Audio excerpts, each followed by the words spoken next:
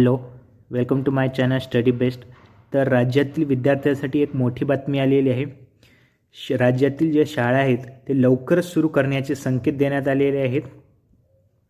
15 दिवसात आढावा घेऊन निर्णय घेणार असं टोपे यांनी सांगितलेलं आहे. आपले महाराष्ट्र राज्याचे आरोग्यमंत्री राजेश टोपे यांनी सांगितलेलं आहे की 15 दिवसात ते आढावा घेणार आहेत आणि त्यानुसार निर्णय घेणार आहेत की शाळा चालू करायची का नाही.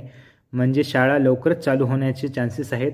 आपल्या सर्वांना माहीत आहे की आपली शाळा सर्वांची बंद आहे. त्यामुळे राजेश टोपे यांनी आता 15 दिवसात आढावा घेऊन त्यावर लवकरच निर्णय घेण्यात येईल असे सांगितलेलं आहे. रुग्ण नसलेल्या भागात शाळा सुरू करण्याची मागणी खूप दिवसापासून होत आहे. तसेच काही भागामध्ये शाळा चालू पण झालेली आहे, आपल्याला माहीत आहे. तर रुग्ण ज्या ठिकाणी नाही आहे त्या ठिकाणी शाळा सुरू करण्याची मागणी असल्यामुळे 50% क्षमतेने शाळा सुरू करण्याची पण मागणी होत आहे.